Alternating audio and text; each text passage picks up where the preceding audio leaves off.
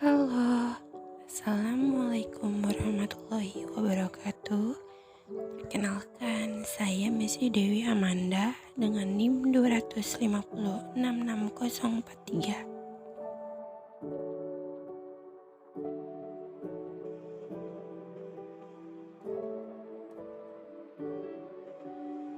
Di sini, saya akan menjelaskan dan menerapkan model pembelajaran Discovery Learning.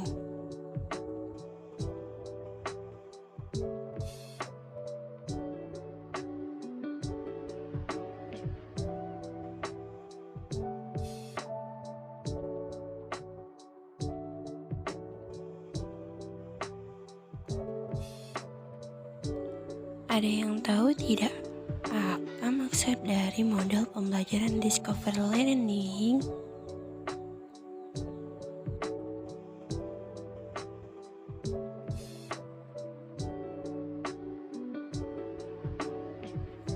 Nah, pengertian dari Discovery Learning adalah model pembelajaran yang mengarahkan peserta didik untuk menemukan sendiri pengetahuan yang ingin disampaikan dalam pembelajaran. Apakah kalian tahu tujuan dari model pembelajaran Discovery Learning?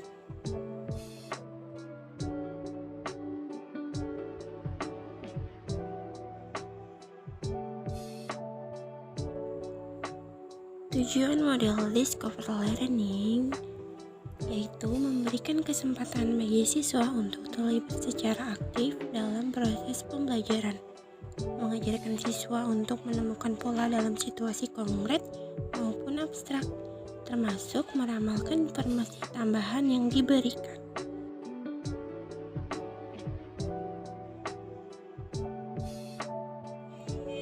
Berikutnya yaitu sintak Discovery Learning. Ada 6, yaitu yang pertama stimulation, yang kedua problem statement, yang ketiga data collection, yang keempat pengelolaan data, yang kelima pembuktian, dan yang terakhir yang keenam menarik kesimpulan.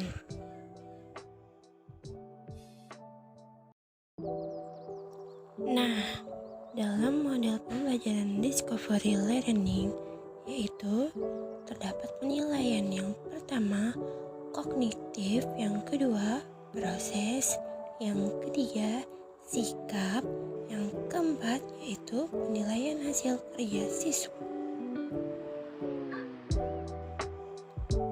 Nah, berikut penerapan model pembelajaran Discovery Learning.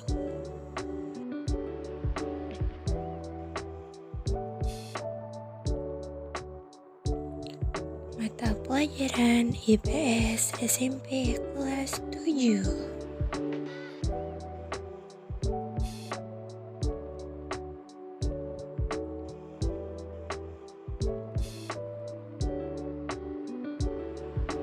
Pada kesempatan kali ini, kita akan membahas dinamika kependudukan Indonesia yang dilihat dari pertumbuhan dan kualitas penduduk di Indonesia.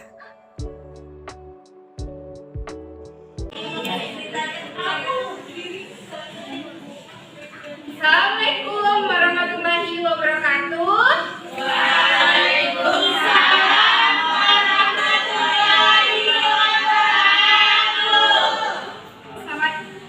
Selamat siang semuanya. Wah, kurang semangat nih. Ayo kita ulang lagi. Selamat siang semuanya. Wah, tambah semangat nih. Baik, kita absen dulu ya. Ya, Ibu. Oke, Bu. Apa ada yang tidak hadir hari ini? Ada, Bu. Siang, kenapa Bapak tidak turun hari ini? Banjiran. Semoga cepat surut ya banjirnya. Apabila ada sampah di bawah kalian, tolong dibuang dulu ya. Kalau kelas kalian nyaman kan, kita belajarnya juga enak gitu. Ya, Bu. Izinnya ada sampah.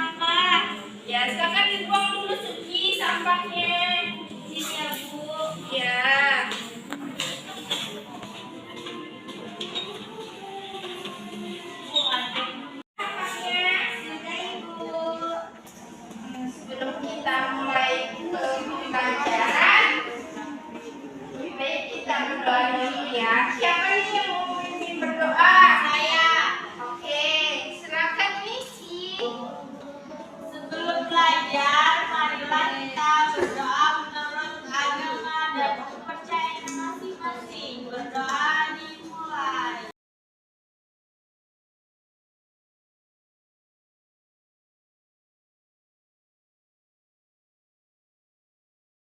Berdoa selesai. Baik, sudah selesai semuanya berdoa? Sudah. Kalau seperti itu, kita mulai materi pembelajaran hari ini ya. Semangat semuanya. Semangat. Oke, mantap. Anak-anak, apakah kalian masih ingat materi minggu lalu? Tidak. Tidak. Jadilah minggu lalu kemarin mengajar apa?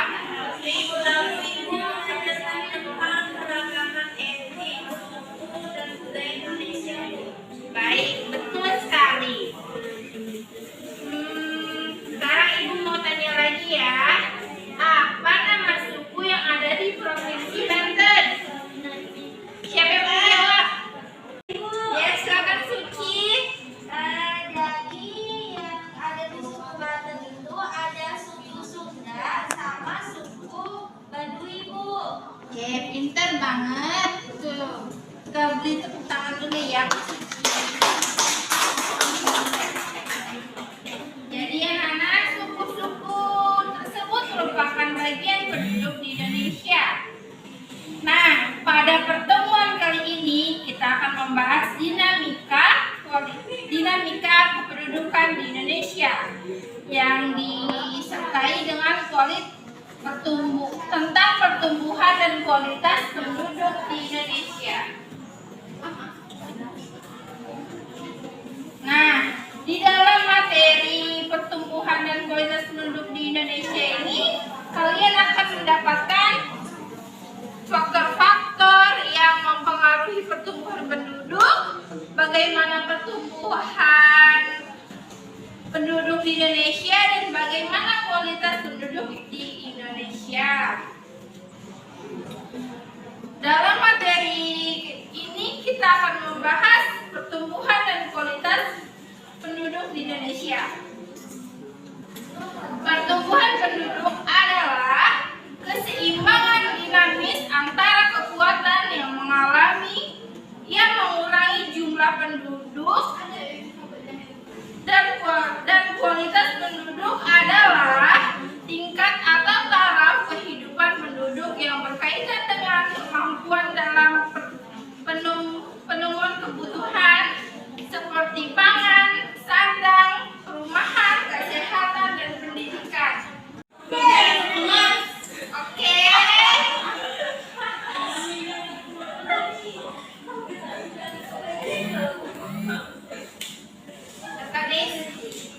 Oke, mohon perhatikan Ibu ya. Kalian akan mengamati dan melihat PowerPoint Ibu yang Ibu buat. Ibu akan menjelaskan materi minggu ini ya. Dinamika kependudukan di Indonesia. Pertumbuhan dan kualitas penduduk di Indonesia. Nah, faktor pertumbuhan penduduk di Indonesia yaitu ada faktor-faktor yang mempengaruhi pertumbuhan penduduk, yaitu ada faktor alami dan faktor non-alami. Nah, faktor alami itu terbagi menjadi dua ya, anak-anak, yaitu kelahiran yang bersifat menambah jumlah penduduk, dan kematian sebaliknya, yaitu mengurangi jumlah penduduk. Faktor alami yaitu terbagi menjadi dua pula, yaitu pertama migrasi, perpindahan penduduk bersifat menambah jumlah penduduk. Yang kedua yaitu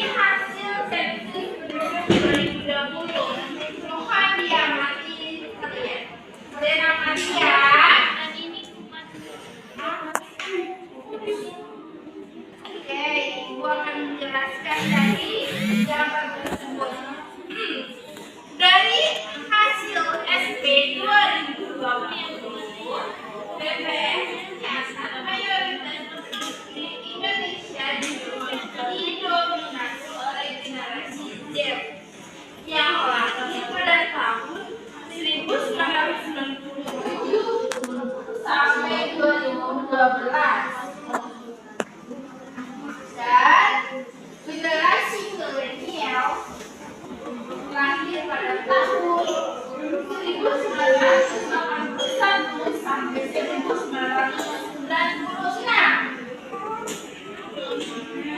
Nah, promosi generasi ada sebanyak 27,94%. Kedua generasi tersebut termasuk dalam usia produktif yang dapat menjadi peluang untuk mempercepat pertumbuhan ekonomi di Indonesia.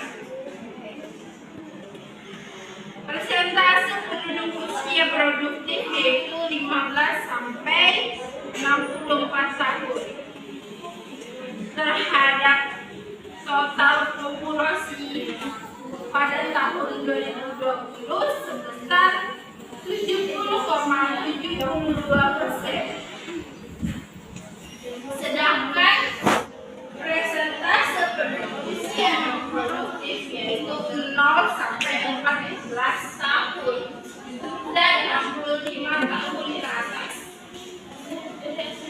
Oke, sebesar 29,28% di tahun 2020. Presentasi penduduk usia produktif besar itu menunjukkan bahwa Indonesia masih berada pada era bonus demografi.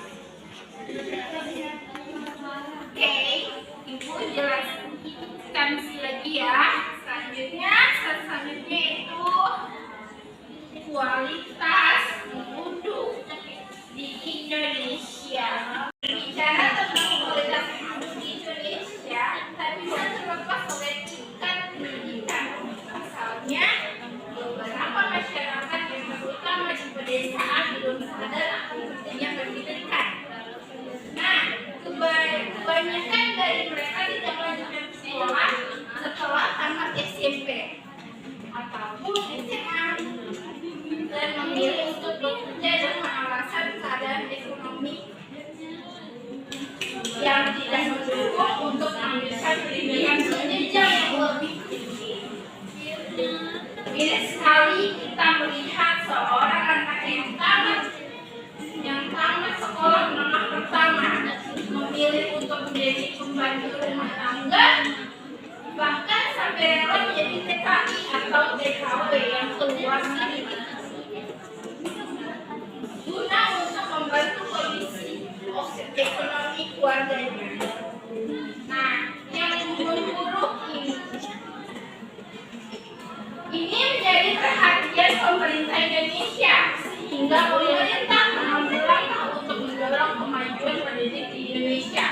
Salah satunya meningkatkan kualitas penduduk di Indonesia. Mengenai masalah pendidikan adalah dengan memberikan beasiswa kepada siswa yang berprestasi bagi yang kurang mampu. Selanjutnya, kualitas penduduk Indonesia itu dari tingkat pendidikannya yang Ibu jelaskan tadi. Ibu akan memperjelas lebih detail lagi ya.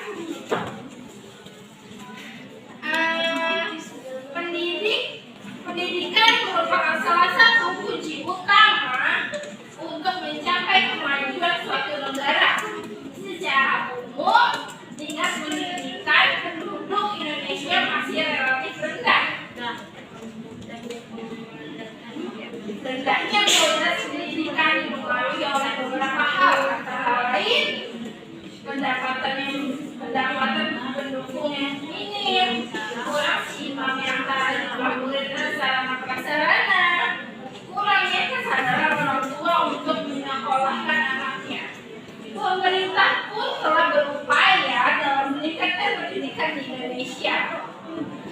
Kalian lihat ya, ini gambarnya. Kalian amati juga ya.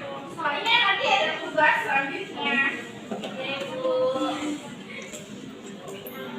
tingkat kesehatan penduduk di Indonesia.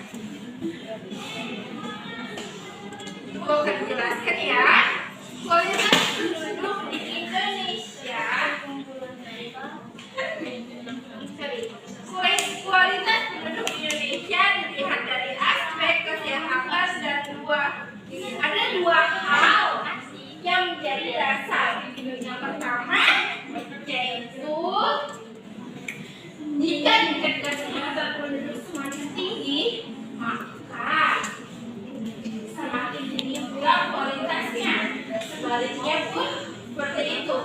Jika tingkat kesehatan penduduk semakin rendah, maka semakin rendah pun kualitasnya. Yang kedua, yaitu adalah jika angka kematian bayi dan ibu saat melahirkan semakin rendah, maka semakin baik tingkat kesehatan penduduk. Rendahnya kesehatan penduduk disebabkan oleh beberapa hal. Di antaranya adalah banyaknya lingkungan yang kurang sehat, sehingga menyebabkan penyebaran berbagai macam penyakit yang menular. Terbatasnya layanan kesehatan oleh tenaga medis, terutama di daerah-daerah terpencil, masih kurangnya fasilitas kesehatan. Berbagai upaya pemerintah untuk mengatasi masalah ini adalah dengan melaksanakan program perbaikan gizi untuk anak-anak dan balita, meningkatkan perilaku hidup sehat, menambah sarana dan prasarana kesehatan, penyediaan pembuangan tempat sampah dan sebagainya.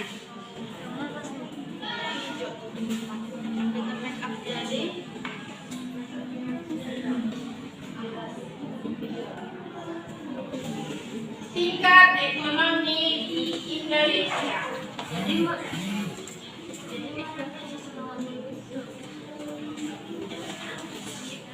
Tingkat pendapatan penduduk bisa dilihat dari besarnya pendapatan per kapita. Pendapatan per kapita di sini adalah pendapatan yang diperoleh rata-rata dari penduduk dalam waktu 1 tahun.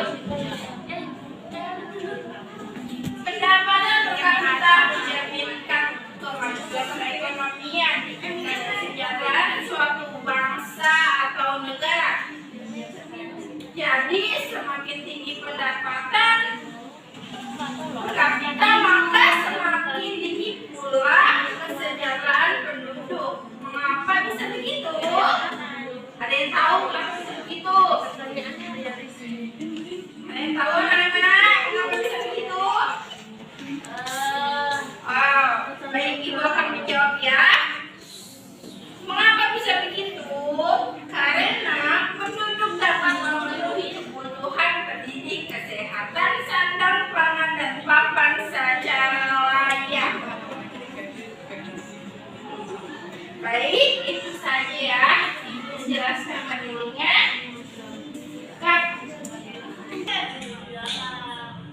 Setelah kalian melihat dan mengamati poin-poin ibu tadi, saya jelaskan. Apakah dari sini ada yang ingin bertanya? Saya Bu. Oke, Rizka. Bertanya apa ya Rizka? Baik.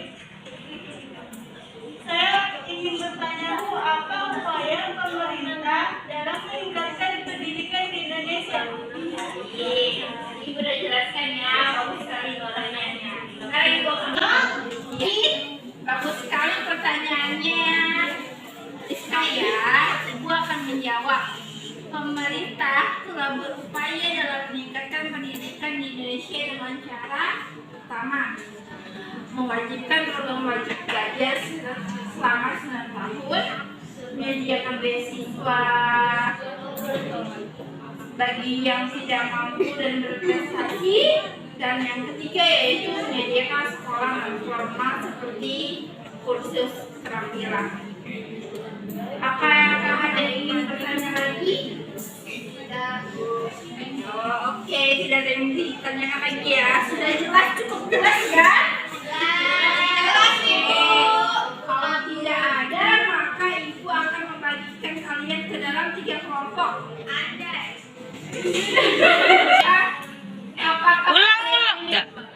Apakah ada yang ingin bertanya lagi? Tidak ada. Oke, kalau tidak ada yang bertanya, maka Ibu anggap sudah jelas ya materinya. Sudah jelas? Sudah.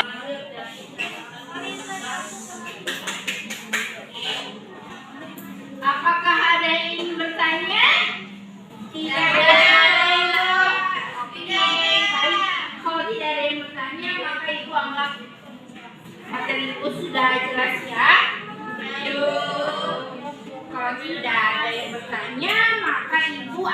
membagikan kalian ke dalam 3 kelompok untuk mengerjakan di lembah LKPD ya, yang Ibu bagikan Abi. Ya Ibu. Oke, Ibu bagi ya kelompoknya. Suci sama Rizka sama Nanda, Aisyah sama Dita sama Messi ya, Samiti sama Lela sama Viola ya. Oke, sudah terbagi semua? Iya ya Bu. Oke, mantap. Nah, sekarang kalian sudah terbagi menjadi 3 kelompok ya. Ibu akan membagi gambar KPD-nya ya. Baik Ibu, terima kasih Bu. Satu kelompok satu LKPD aja.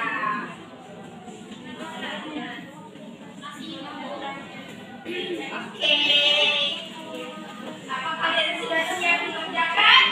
Siap. Oke. Nah, anak-anak setelah kalian mendapatkan LKPD itu, kalian Ibu minta kalian dan sama kelompok kalian itu membaca kembali dan memahami kembali materi yang Ibu jelaskan tadi. Oke? Oke.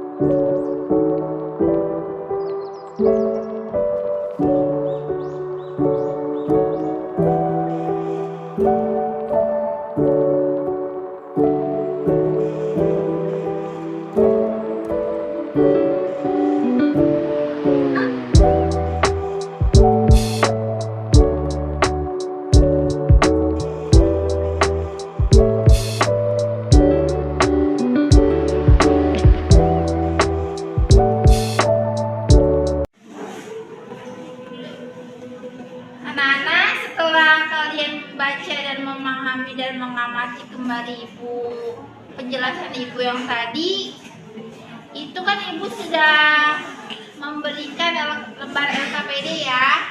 Nah, sekarang waktunya kalian mengerjakan di lembar LKPD itu ya. Oke, semangat semuanya. Semangat ibu.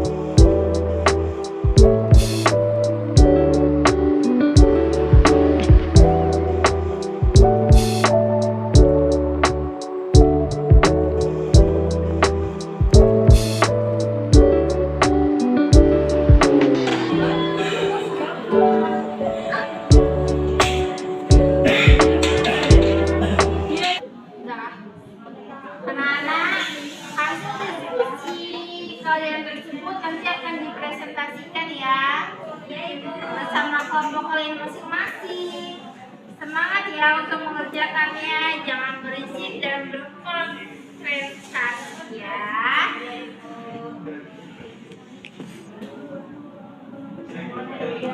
Waktu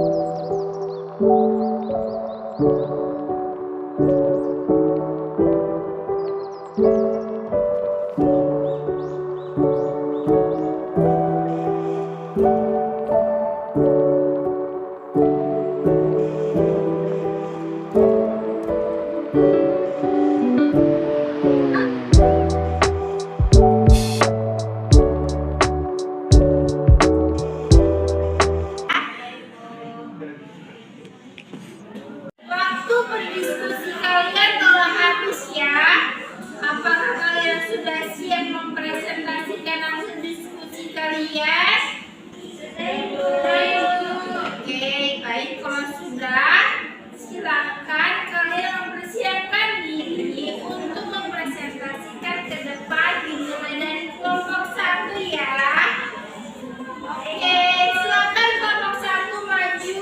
Beri tepuk tangan untuk kelompok 1.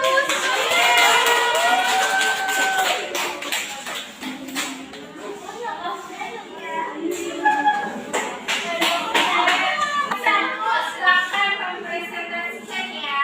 Baik, Ibu. Jadi kita di sini dari kelompok 1 ya.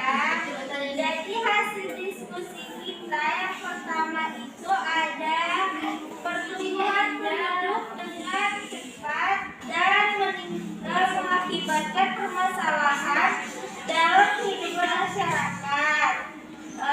Jadi yang pertama itu ada kemiskinan. Lalu yang kedua semakin banyaknya polusi. Terus yang ketiga adanya pengangguran. Kenapa kita bilang ada kemiskinan? Karena hal yang pertama dari hal yang paling utama akan dirasakan dari dampaknya pertumbuhan penduduk yang semakin tumbuh dengan cepat adalah kemiskinan. Atau bisa dibilang bahwa angka kemiskinan penduduk akan terus meningkat. Lalu yang kedua, semakin banyaknya polusi karena pertumbuhan penduduk terus mengalami peningkatan, membuat semakin banyak manusia melakukan berbagai macam aktivitas untuk memenuhi kebutuhan hidupnya seperti sandang, pangan, papan, kesehatan, dan sebagainya. Lalu kita tadi bilang ada pengangguran. Jadi pengangguran ini seperti yang sudah dijelaskan sebelumnya sama Ibu. Jika pertumbuhan penduduk bisa mengakibatkan kemiskinan. Kemiskinan ini bisa disebabkan karena adanya pengangguran yang semakin banyak.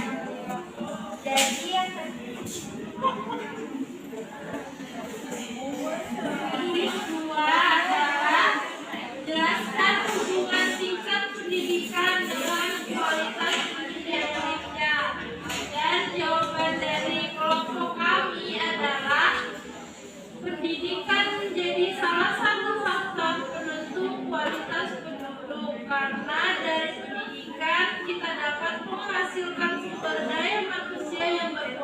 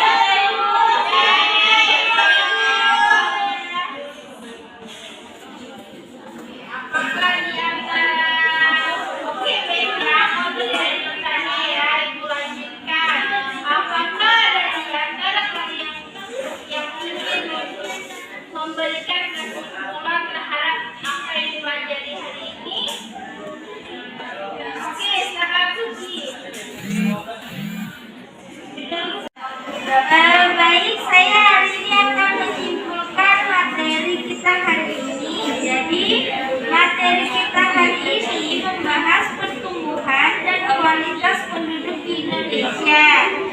Pertumbuhan penduduk adalah keseimbangan dinamis antara kekuatan yang memengaruhi jumlah penduduk dan kualitas penduduk adalah tingkat atau taraf kehidupan penduduk yang berkaitan dengan kemampuan dalam pemenuhan kebutuhan seperti pangan, sadar, perumahan, kesehatan, dan pendidikan.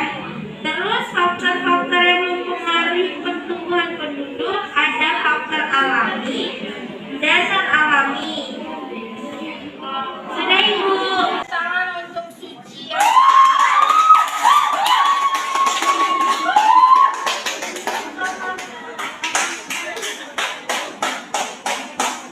Baik, Ibu akan menambahkan sedikit ya, menambahkan dari Siti tadi yang kurang diperjelas oleh Siti tadi ya. Oke, nah, laju pertumbuhan penduduk itu di Indonesia itu ada tingkat pendidikan, tingkat kesehatan, tingkat ekonomi. Nah, apa ada yang bertanya lagi? Nggak ada, Bu. Oke, kalau sudah tidak ada di pertanyaan lagi, apa kalian sudah paham?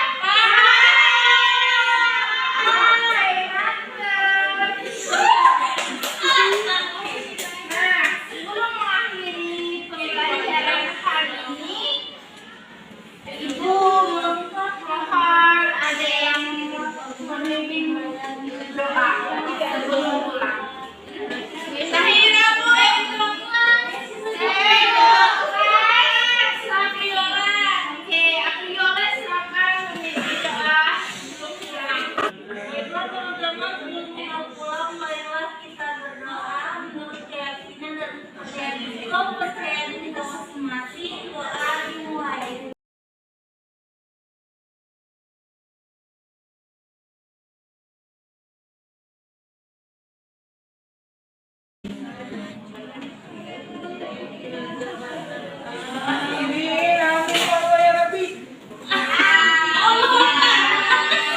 Oke. Nah, sudah selesai pembelajaran hari ini. Sampai ketemu di minggu depan. Oke? Oke, Ibu. Assalamualaikum warahmatullahi wabarakatuh. Waalaikumsalam warahmatullahi wabarakatuh.